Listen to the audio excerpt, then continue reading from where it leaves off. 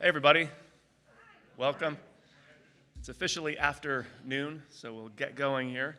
My name's Jason Snart. I know many, if not most of you, all of you.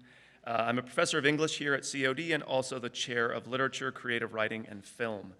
And I'm really happy today to welcome you all to our Spring 23 Writers Read event in an actual building with actual people and actual food and coffee to have. This is our first one post-COVID where we're actually here together. And of course, I'll introduce our featured speaker, Tom Fate. Before I do that, though, I want to acknowledge the many people who have made our Writers Read event possible. We have generous financial support from the Liberal Arts Division, and thanks especially to Kathy Walker for all of her help with organizing and event planning. She's not here because she's on vacation in Florida, so a well-deserved break. Thanks to the amazing facilities folk for room setup, and of course to the tech team for making sure that you can hear me right now, and of course you'll hear Tom as well. Special thanks to my creative writing colleagues here at COD, Professors Tony Bowers, who's right here, and also Trino Satirakopoulos, who I know is here. Where are you? There you are. Well done. All right, Trino. Applause for Trino. Amazing teachers, amazing authors in their own right, and terrific colleagues. It takes lots of people, time, and effort to make an event like this possible, so thanks again to all of those folks, here or not here. So now to our speaker. Tom Fate is a professor emeritus at College of DuPage, having taught in the English department for many years. He's authored numerous books, including Cabin Fever, Beyond the White Noise, and most recently, The Long Way Home, which he will be reading from and talking about today. Tom even has his own website, so you know you've made it when. TomFate.com, you can check it out. We'll invite Tom to read from his work, and then we'll have the opportunity for Q&A. And Tom will also have books for sale and be available for book signing afterwards. So I imagine about half an hour of book talk, some time for Q&A, and then we'll help yourself to coffees, cookies, etc. in the back, and then the book signing will be just out the doors here. So without any further ado, Tom Fate.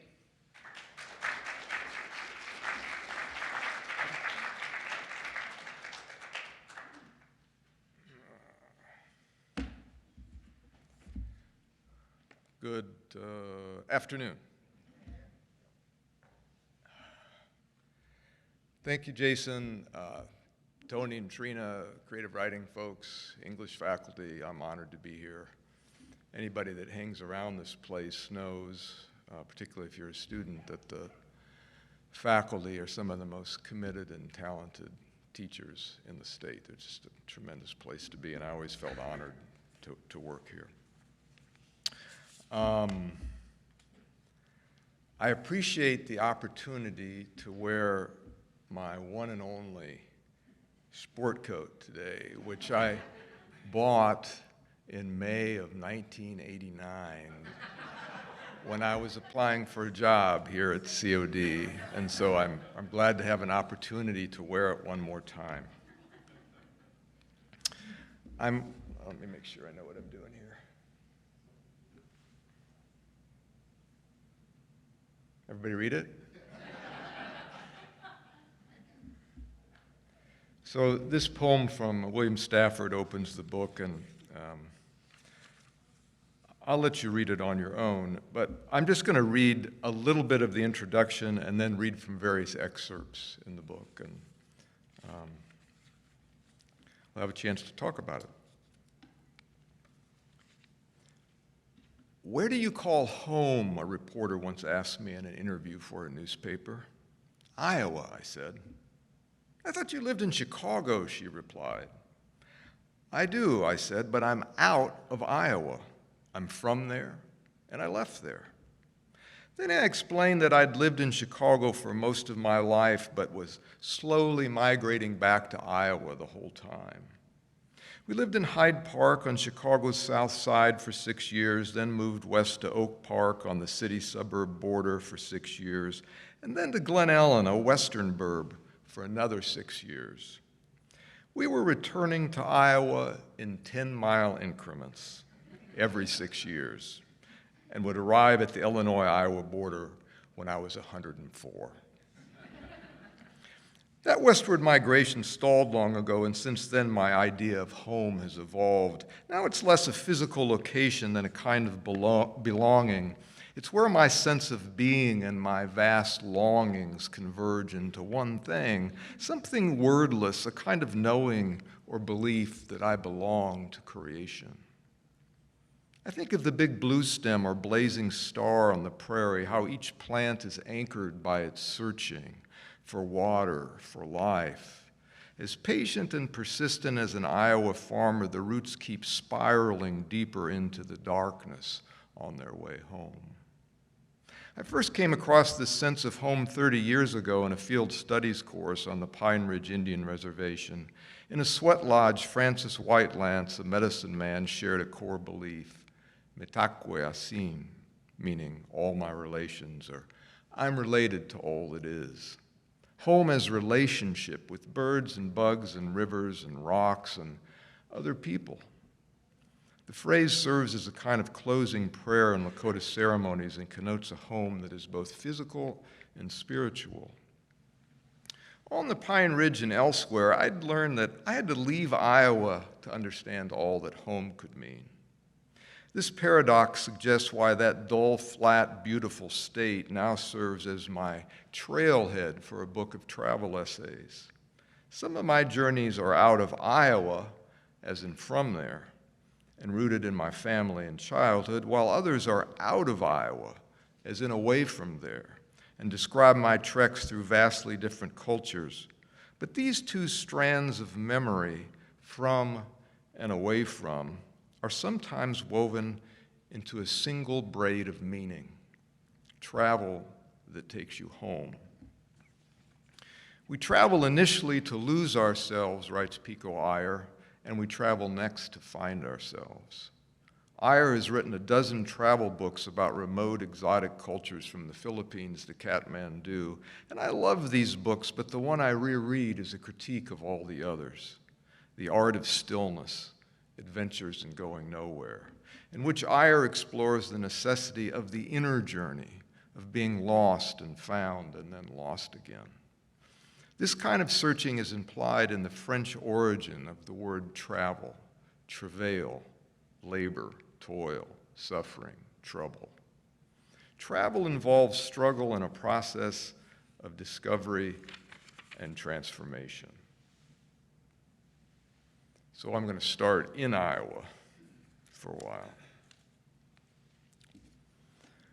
When I was 14, a single summer in Maquoketa, Iowa felt like a lifetime.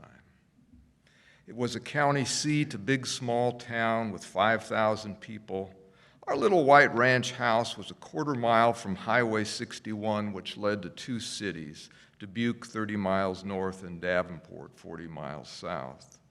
There you could shop in chain department stores like J.C. Penney's or Montgomery Ward, or even eat at McDonald's.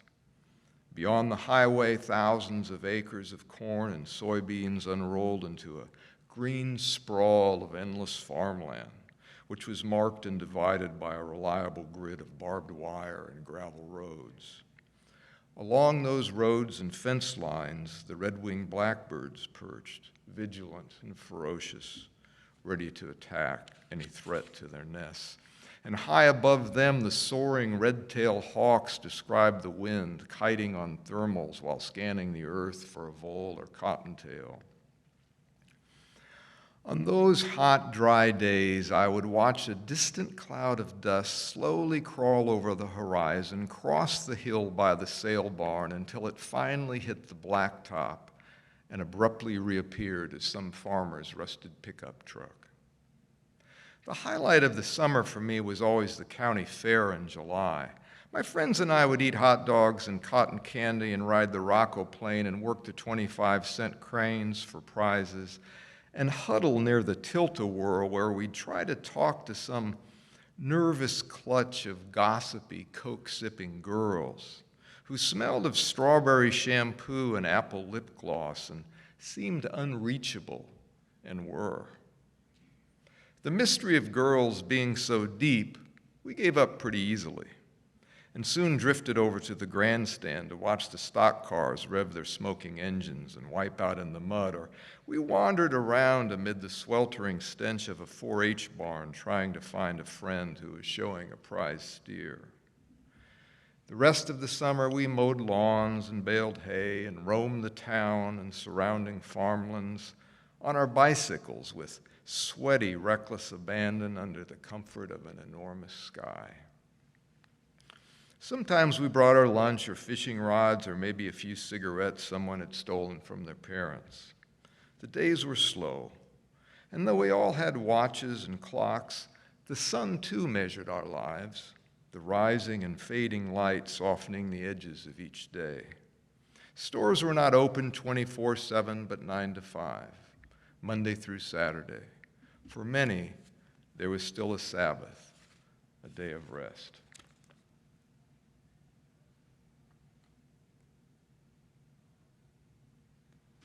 One of the joys of summer back then was fishing with my dad, usually just after supper. He was a congregational minister, by the way. I need that context.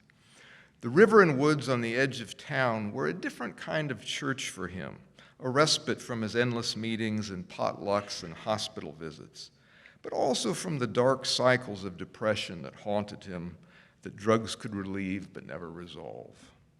Dad and Ken and I fished just below an old concrete dam on the Maquoketa River, on the bottom with bread balls for catfish and carp and with minnows for crappie and bass. The first time we went, I got bored and impatient. It was dusk and nothing was biting except a cloud of mosquitoes. But my interest ignited when we began to catch fish, even one or two, and even small ones like bluegill and crappie. The magic of the dipping, then disappearing bobber and the sudden hard tug of the line soon hooked me on the rocky, burbling miracles of a river. And I liked the rare quiet time with my brother and with Dad, who was happier and more relaxed when fishing. He was a good father, though often worried or preoccupied with his work, kind of like I am, meaning well, but too distracted to listen well. I remember him once coming down to the basement on Saturday afternoon where I was blissfully watching Let's Make a Deal on TV and eating Cheetos and just enjoying a lazy summer day. I could feel his stress, a familiar restlessness that had a mind of its own. He stomped around for a few minutes and then finally asked me if I'd mowed the lawn. I said no, that the grass was still wet, but I'd do it after the show. This frustrated him. "You can't spend the whole summer inside the house," he said, now angry. "You need to get out. You're like a panther in a cage." The last line confused me, but I'd heard it before. It wasn't until years later I realized that he was talking to himself about how he felt, trapped and anxious. But now I get it. Over the years, I would sometimes argue with my son Bennett. I remember once when he was in junior high that I claimed he was addicted to his cell phone. "That thing is glued to your hand," I said. "You never put it down." "I don't use it at school, and a lot less than my friends do," Bennett replied. "I don't care about your friends," I blustered. "You're distracted all the time. You're always looking down at that thing and never fully present. Why can't you just relax?" It took me a while to figure out that whenever I said stuff like that, I was talking to myself, just like my own dad, venting my confusion about the 24/7 digiphrenia of modern life, projecting my own anxieties at my son. I still wonder if Dad took me fishing to teach me some patience or to restore his own, or if he even thought about such things. I sure didn't, but I do now. On the day my dad died, he looked as run down and parched as the tiny Nebraska farm he grew up on during the Depression. Just as the dust storms of his youth had stolen the thin, rich topsoil from their farm, so had the quiet storm of Alzheimer's swept away his best thoughts and dreams from the landscape of memory. Nothing could grow or take root anymore in that barren place in the drought of his mind. A week earlier, my two older brothers, Paul and Rob, called and asked me to come to St. Paul, Minnesota, where they live and where our dad was in a care center. It was time for hospice. Paul and Rob had managed the day-to-day slog of Dad's mental decline for 2 years, the maze of doctors and caretakers and meds and how to pay for it all. A few months prior, when Dad escaped his room and locked himself outside in his underwear in a snowy parking lot on a freezing January night, they moved him to a memory unit. That was a sad place. All the windows were locked and alarmed, and the entrance door required a digital code. Without the rudder of memory, my father and the 9 residents in his unit all seemed adrift in a tiny boat on a wild, infinite sea, yet unconcerned about finding their way back home. Whenever I visited and had dinner with them, I wonder how I appeared to them, a dim light off in the distance toward which they might row for a few seconds. And I wondered what I would do if it were me, and if I could still decide. That is, if I couldn't recognize my family or friends or remember what and who I loved, would I want to keep going?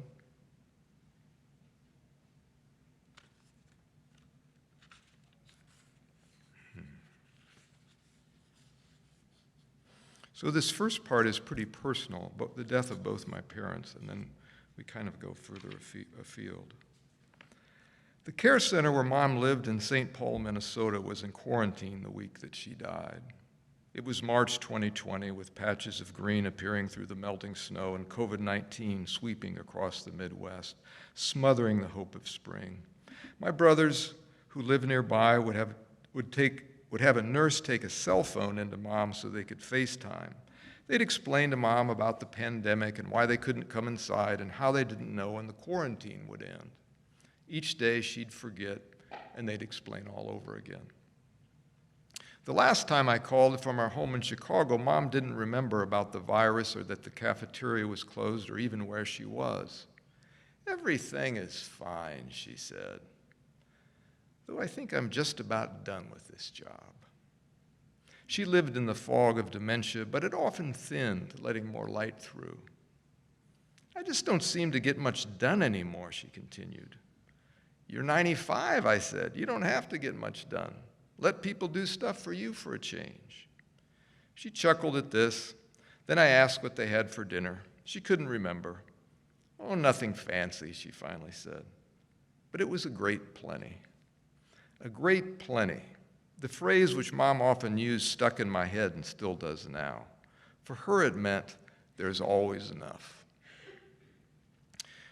Though she often used it when there wasn't, like at a poorly attended church potluck or fundraiser. "We'll make do," she'd always say. Like thousands of other elders who are isolated from their children and grandchildren due to the COVID virus, Mom lived through the Depression and Dust Bowl and stock market crash in World War II and other times when having enough was both gift and goal, a cause for gratitude. The COVID era has been such a time of fear and loss where we have struggled to imagine enough money or work or face masks or COVID tests or vaccines or compassion to make it through. The word compassion literally means to suffer with, and it's the quality I most admired in my mom. She knew it was what enabled the possibility of a great plenty, of there being enough for everyone, no matter the zip code. And that's the world she lived toward, in small ways, in a small Iowa town, but with great love. Need a little lubrication.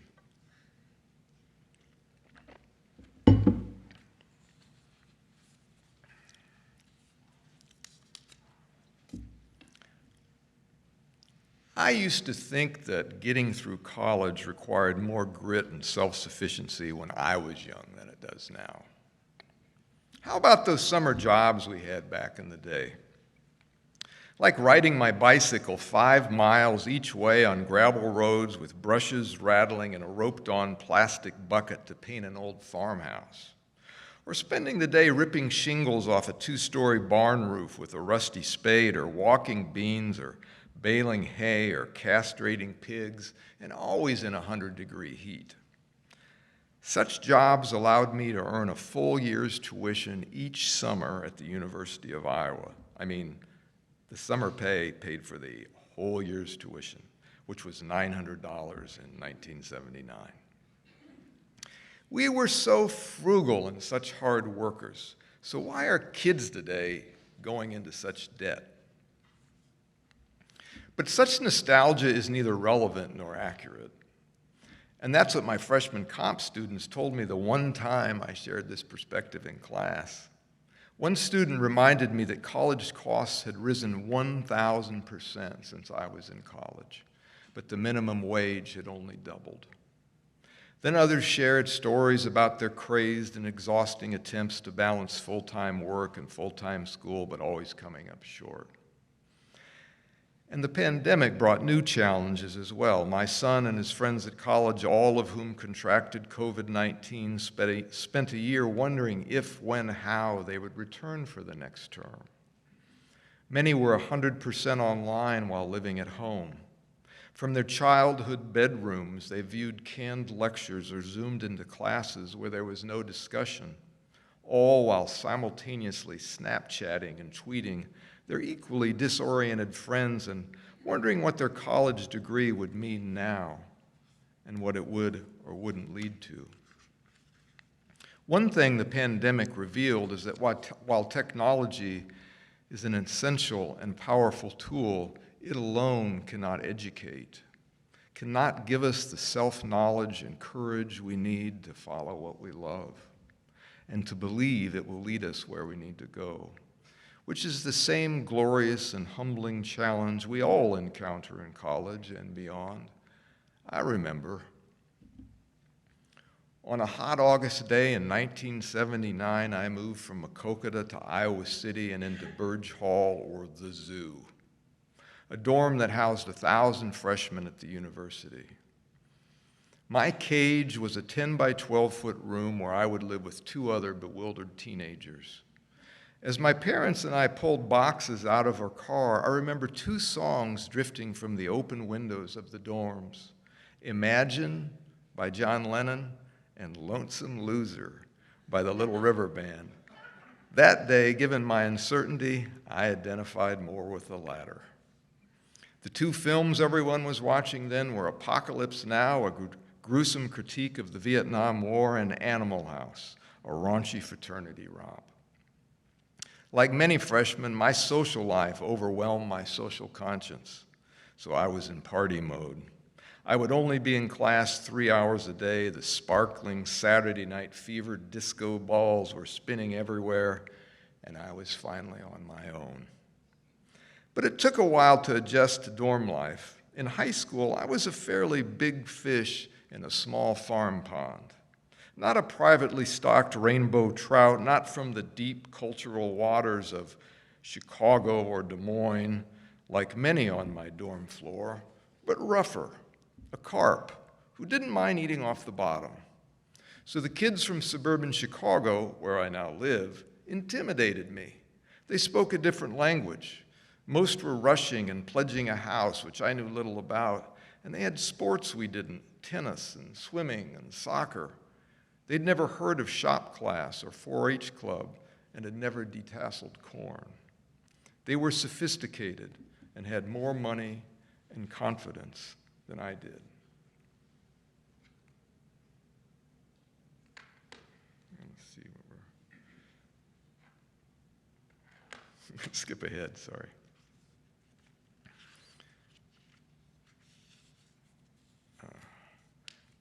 I taught a field studies class on the Pine Ridge Indian Reservation a few years ago here, and this is related to that experience and my prior experiences there.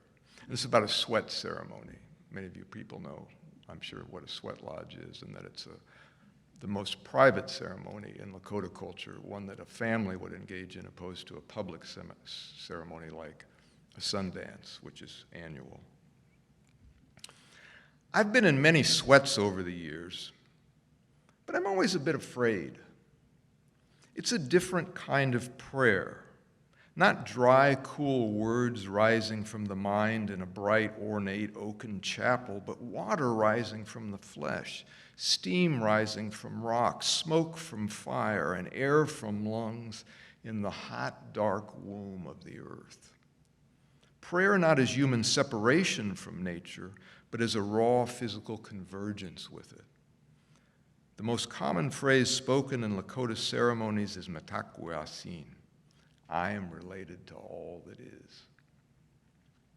The lodge was 12 feet in diameter and made of canvas remnants stretched over a red willow frame. It was low and wide, the roof peaked at 5 feet. After Tiger, Francis, and Ray had crawled inside and everything was prepared, they told us to enter.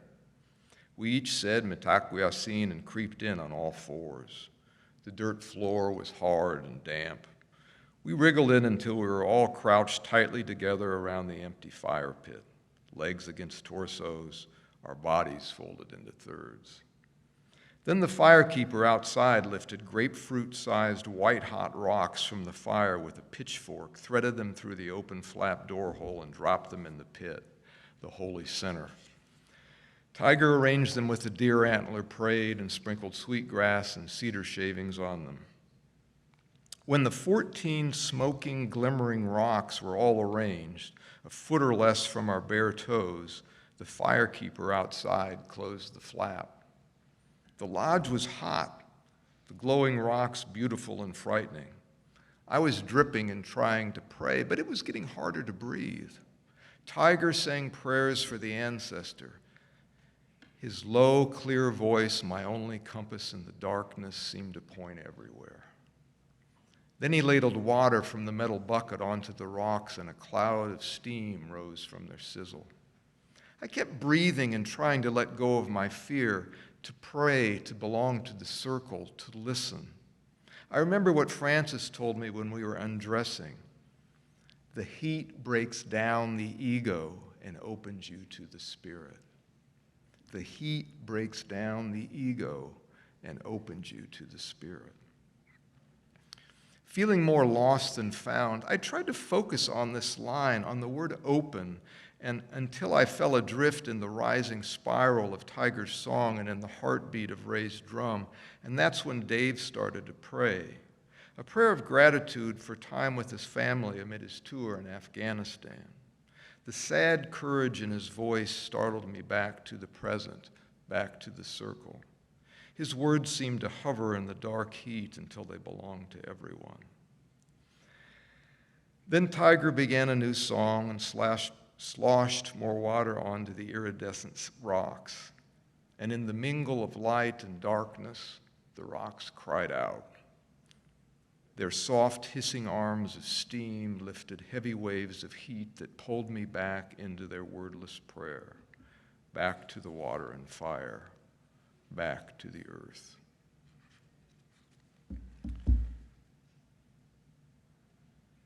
And this is the last location.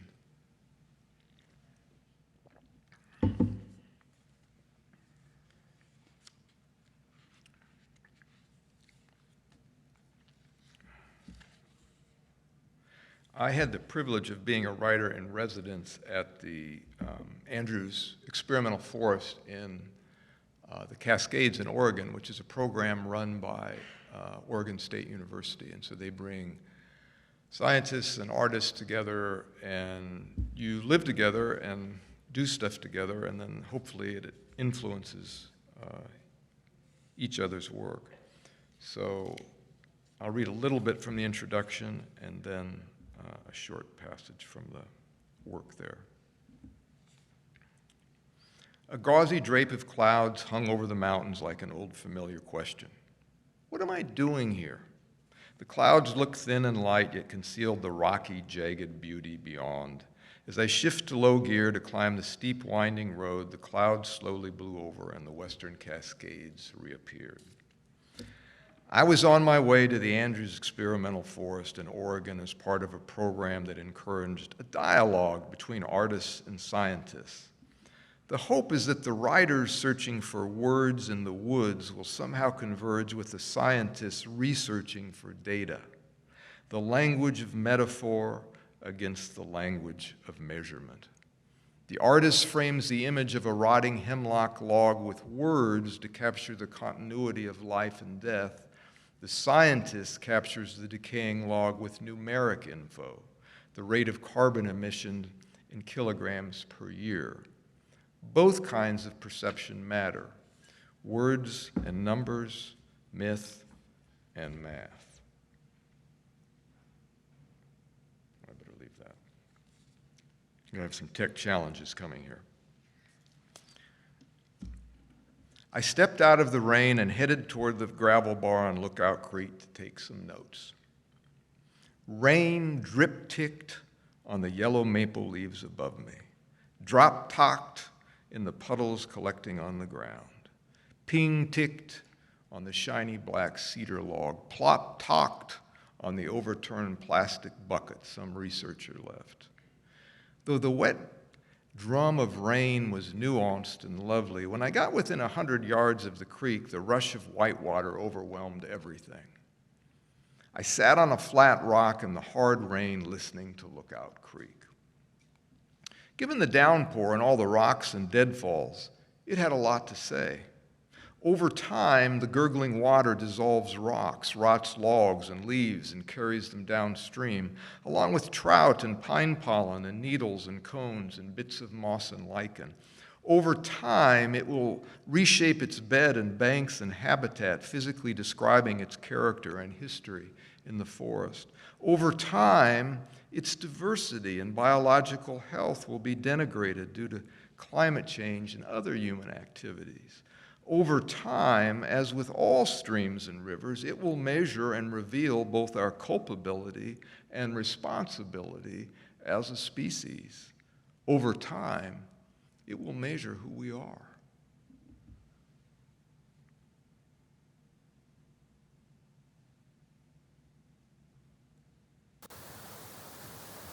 Over time, not in time or on time, not hours or numbers, but a river of light and darkness, of heat and cold. Over time, things change. Some change is dramatic, what ecologists call a disturbance, like the rotting 400-year-old Douglas fir that fell across the creek 40 years ago. The crashing tree ripped a wide gash in the canopy, prompting slower, less dramatic change below. A thick stand of alder trees sprung up from the gravel bar amid the flood of new light. When the Doug fir fell, its bole and branches obstructed and partly dammed the creek, forming a deep pool where, over time, native trout came to live and to wait and watch for midges to light on the water. Waiting and watching over time, to stand by a river and go. That rainy day, I lingered by the water all afternoon, scrambling around on the slippery rocks like the child I once was, completely lost in the moment and hoping to see someone, a bird, a snake, a beetle, a frog, or anyone who lived there. Just before leaving, when I looked down into the deep blue pool behind the fallen Doug fir, a cutthroat trout appeared. Maybe 8 inches long, his spotted back a few feet below the surface, slowly drifting, scanning for bugs. Could he see me? As I watched him, I couldn't help but think of the red-tailed hawks I love, and how they too hang and drift, but in a softer, deeper blue, over an Iowa hayfield, waiting and watching for a mouse to wander out of the grass into the open sunlight, where death awaits, and life, death and life. Walking along the gushing creek back to my room, I pondered their continuity and their convergence, life into death, death into life. I wondered about that bottomless moment when the rushing water finally reached the ocean. And suddenly, yet completely became a part of the whole, the movement slowing to a deepening stillness, travel that takes you home. See how much more creek we got.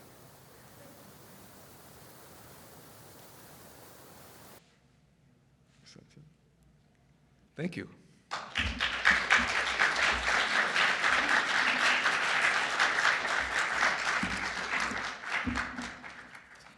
Thanks very much, Tom. Sure. I believe we have a couple of microphones here. If anyone has questions, we can do Q&A for a little while. Thanks so much for coming and blessing us with the instances. My question is kind of two-part. Can you talk about your process for writing? So how you approach the writing, how you maintain through the writing, and I guess the second part is how do you handle revision? Oh, I don't know. How do I handle revision? Well, in terms of the process, I retired a couple of years ago, so my process is a little different. I'm lazy now, I guess is the short version of it.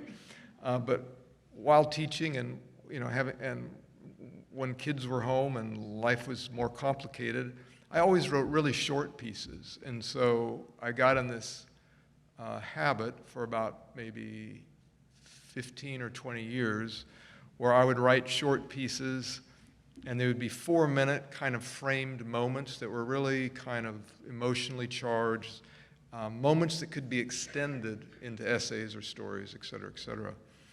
And then I somehow lucked on to doing stuff for Chicago Public Radio and an NPR show called Living on Earth. And these were these 4-minute essays. And when I started reading them, having to interpret them, with voice, I got more engaged in them, and that somehow was an impetus to flesh them out into 1,000-word essays. And then along the way, I had some luck with Chicago Tribune, so I would, that would be my incentive. Can I get one in there? And then those pieces, I'd get a sabbatical and have a break, and I'd flesh those 1,000-word pieces into 3,000-word chapters. I mean, it wasn't that methodical, but when I look back on it, moving between those different length pieces was really useful to me. And finding any place that would publish it gave me some incentive, so I didn't, it's a lot of hours alone, and it's a lot of hours thinking, and, it's like, I don't know, it's, I've been in conversations, conferences and stuff about whether writing is a form of activism and the relationship between the art of writing and whether writing changes anyone or, that kind of thing. I know you've thought about that. Anyway, that was a long answer. Other thoughts or questions? Are you moving back to Iowa? Sorry? Are you moving back to Iowa? Well, I would. But my wife has a job here. No, I love it here too. I'm pretty, not in the near future is the short answer. Yeah. What is the name of that word? I forgot the name of The Lakota word? Yes. Mitakwe, Mitakwe, Mitakwe, Oyashin. If you Google Lakota language ceremonial, you'll get a whole list of those with the translation. English Lakota. And that's one singular word that means... I'm related to all that is. Yeah. So it's a moment. It's a moment in the ceremony, and when I was talking earlier about belonging, where the hope is the sense that you're all part of one thing, or all part of creation, not in a hierarchical way or in a Christian or Islamic way at all, but for me it's more biological/spiritual. Hello, I have a question. I saw that you wrote about like your parents, your loved ones. How did you approach writing about them and honoring them at the same time? Like not, I don't know, I will say it like I guess in layman's terms, like trash talking them. I saw how you wrote about your father, and I thought that was very beautiful the way that you put it. You know, that he had battled, you know, anxiety and depression, but the way that you worded it, I felt was very honoring. So how do you approach, like as someone who wants to be a writer, do you have any advice on how you approach about writing about loved ones? Thank you. Well, I think you get everything out that you feel about them in language, and then you look at it and, you know, decide if you're going to publish something, you know, people are going to read it. So like I did a feature about my mom's death and my dad's death, and they were both in the Tribune, you know, so it's like, so I knew my brothers would read it, and we don't see our parents exactly the same way, big surprise, or each other the same way. So I think the first step is to get everything out about it, and if you have siblings or other people, that can be helpful to, you know, to talk about. Does that give rise to another question? I think it's, you said trash talk. I mean, it's like, you know, you tell the truth, and the truth is your truth through the lens of your own experience. And everybody's truth is different, as you know, I'm sure. Hi, I have a question. You mentioned your experience at the Anderson Center and then with the Lakotas. How did you go about finding those experiences? Were you intentional about it? Did you trip over it? They sound like, wow, outstanding experiences. Well, about the last 2/3 of this book is really kind of cross-cultural stuff. So there's a chapter about my wife and I getting married in Nicaragua during that war. There's a chapter about our teaching in the Philippines. There's a chapter about, so kind of the cross-cultural conversation has been important to me since I was in college. And so I think I looked for that. I mean, when I was in seminary, there was a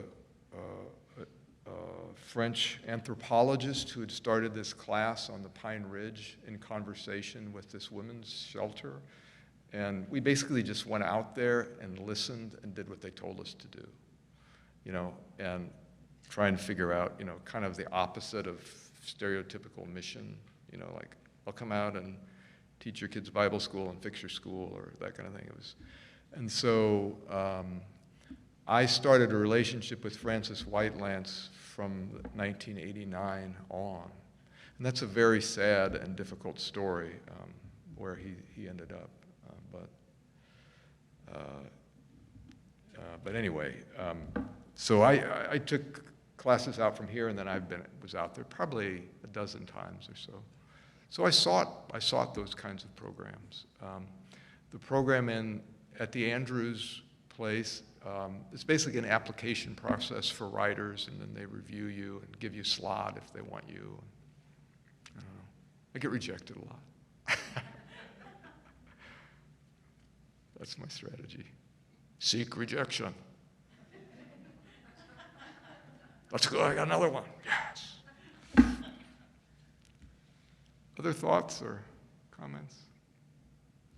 It's been interesting to me when I've been giving readings, how many people, I chose what I read today partly by who was here.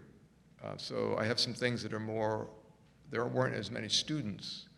And so, but I've given readings where I focused more on the death aspect. This book is, a lot of it is about, if you listen to that very last image, is about how we view death. And my parents' death, and it's just overwhelmed me how many people's family members are struck by, are dealing with at some level, dementia and Alzheimer's. And it's like every dang time. I was just in New York, and it's like, I don't know, it's just interesting. Yeah, Roger? Yeah, I really appreciated how it sounded like you bookended your parents' journey to death, and then at the end, the river ending, so to speak. And this must have been a real cathartic journey for you writing this book, because it seems so autobiographical. Did you discover any insights as you were writing this? Honestly, there were probably a few cathartic moments along the way, but I mean, it's been 10 years since my last book, and this is not a big book, so I've been writing less. I think I'm wanting to be a little less internal, so I've been doing more painting and making furniture, stuff with my hands. So I guess that's one thing I learned, is that I don't know if I have the intellectual patience that I used to have, which seems odd maybe as you get older, but I don't know. I mean, with each essay along the way, I mean, I learned how there's an essay about my brothers and I going canoeing in Canada, which is, you won't get this from the essay, but it was really a hard experience for us physically and relationally, and that taught me a lot. And so, like, most of these essays were transformational in some way, because that's why they warrant writing about them. And I say this all the time, but writing's not supposed to be self-absorption, right? It's not supposed to be about I. The whole point is to frame your experience in a way that the reader can find themselves in your experience. And for me, if my writing doesn't do that, it fails. And so that's what I'm always working for. Does this framed moment feel like an emotional invitation to my reader to find themselves in there? That's the point. So there's a conversation. Yeah, Mary. Good to see you. Thanks. How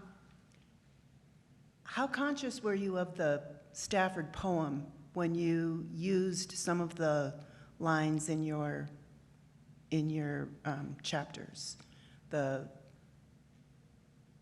last line of the poem, and then the traveling. I can't remember what the last line. Well, I say to stand by a river and go, and then I use that last line from the poem. I'm not pretending that that's my line. I borrow it, but I just feel like that line encapsulates a lot of what I'm. I thought the connection between the poem and your writing was really a nice overlay. Yeah, thank you. So to speak. Yeah, I actually talked with Kim Stafford, William Stafford's son, about that, because his work is, like Mary Oliver's work, is extremely well protected and extremely expensive to rent. But he was kind enough to let me use it. He knew that this wasn't he knew that I was an obscure Midwestern author and that I don't sell any books.